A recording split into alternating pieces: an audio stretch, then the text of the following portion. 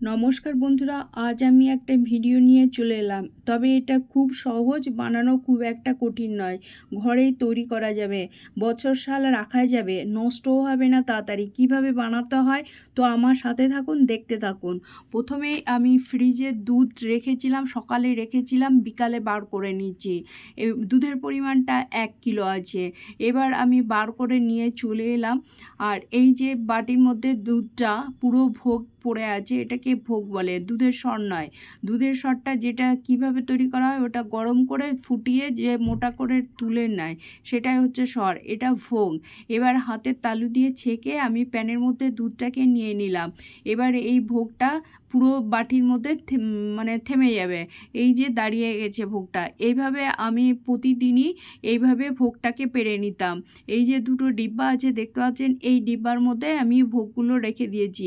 একদিনে তৈরি হয় না, এটা জমিয়ে জমিয়ে তৈরি করতে হয়। এবার এই যে পুরো ডিব্বা থেকে আমি নিয়ে নিয়েছি, এটা 10 থেকে 15 দিন টাইম লাগবে। যেরকম দুধের পরিমাণ হবে সেই অনুযায়ী দুধটা ভোগটা পড়বে। তো এই যে পুরো ডিব্বা ভরে গেছে দুটো ডিব্বার মধ্যে। তো এইভাবে আমি ঘিটা তৈরি করে নেব।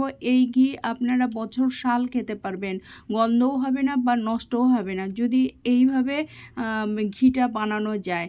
তো এবার আমি কড়াইয়ে নিয়ে নিলাম। কড়াইটা এই যে মোটা হয়ে পুরো পড়েছে, চাপ হয়ে আছে। এবার গ্যাস অন করে নিলাম, গ্যাসের মধ্যে আমি কড়াইটা বসিয়ে নিলাম। এবার নাড়তে হবে।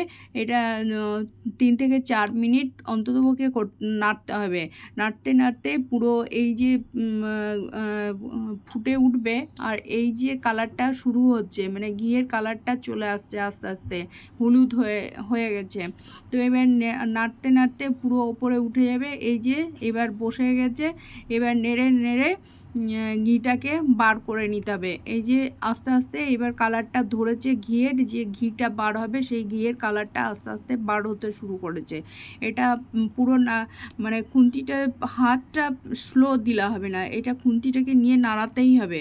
এই যে এবার ঘিটা বেরিয়ে গিয়েছে, আস্তে আস্তে পুরো ঘিটা ওই ভোগ থেকে বেরিয়ে যাবে। এই যে ওপরে উঠে পড়েছে ঠিক কফি কালার, এটা ক্রিম কালার হয়েছে। এই ঘিটা নামিয়ে নিলে কাঁচা থেকে যাবে, গন্ধ হয়ে যাবে, বেশি দিন থাকবে না। এই যে ওপরে যেটা কালার, এই যে আবার দ্বিতীয় পর্যায়ে চলে এলো। এই যে কফির মতো কালারটা হয়ে গেছে পোড়া পোড়া, এই ঘিটার একবারে সুন্দর, আর গন্ধটাও সুন্দর। এইভাবে এই যে পুরো হয়ে গেছে, ওপরে ফেনা হয়ে গেছে। এবার আমি আপনাদের দেখে নিচ্ছি খুন্তি দিয়ে, এই যে সরিয়ে সরিয়ে এটা আমি 5 মিনিট মতন রাখবো ঠান্ডা করার জন্য। আমি গ্যাস অফ করে দিয়েছি। এবার ঠান্ডা হয়ে গেছে। এবার আমি একটা বাটি নিয়ে নিয়েছি। এই বাটির মধ্যে একটা কাপড় মার্কিন থান নিয়েছি, এটাকে কাপড় বলে বা থানও বলে। তো এইটা ভিজিয়ে নিয়েছি, শুকনো নিলে হবে না, শুকনো নিলে যে ঘিটা তৈরি হয়েছে সেই ঘিটা ওই কাপড়ের মধ্যেই টেনে নেবে। তো এবার আমি এই কাপড়টাকে ভিজিয়ে নিয়ে নিয়েছি, এবার ছেঁকে নিলাম। এবার ছেঁকে নিয়ে এই 4 কোণে কাপড়টাকে ধরে নেব। ধরে নিয়ে এবার অনেকে ছাঁকনি তো করে, কিন্তু ছাঁকনিতে ভালো হয় না। যে খাঁকি, এটাকে বলে, খাঁকি বলে, এবার আপনারা কি বলে জানি না। তো এবার এই কাপড়টা নিয়ে আমি একটা পোটলের মতো করে নিলাম, হাতে দেবে নেব। এবার এই নয় যে এই হাতের মধ্যে গরম করা যাবে। এবার আমি একটা সাঁড়াশি নিলাম। সাঁড়াশি নিয়ে এই যে মাসি আর আমি দুজনে মিলে ওই সাঁড়াশির মাঝখানে ধরে পাক দিয়ে নিলাম। এবার ওই খাকির মধ্যে যে ঘিটা থাকবে পুরোটাই বেরিয়ে যাবে। এই যে পুরো দেবে নিতে হবে। তো এইভাবে ঘি তৈরি করলে আপনারা পুরো সারা বছর খেতে পারবেন, নষ্ট হবে না বা কালারটাও যাবে না বা গন্ধও হয়ে যাবে না। অনেক ঘি দেখবেন গন্ধ হয়ে যায় বাজার থেকে কেনা ঘি, কিন্তু ঘরে তৈরি করলে এইভাবে তৈরি করে নেবেন, দেখবেন সুন্দর টেস্ট হবে। তো এই যে কালারটা দেখতে পাচ্ছেন, এটা আমি একটু মানে কড়া করে নিয়েছি, ঘিটা নষ্ট হবে না। আর একটু সাদা সাদা এই যে কালারটা থাকলে ঘিটা তাড়াতাড়ি নষ্ট হয়ে যায়।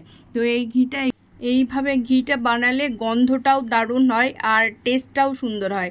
তো আপনাদের কেমন লাগলো কমেন্ট বক্সে জানাবেন, লাইক করবেন। ঘরের তৈরি গাওয়া ঘিয়ের মতন কোনো ঘি হতে পারে না। এখানেই রাখলাম, ধন্যবাদ।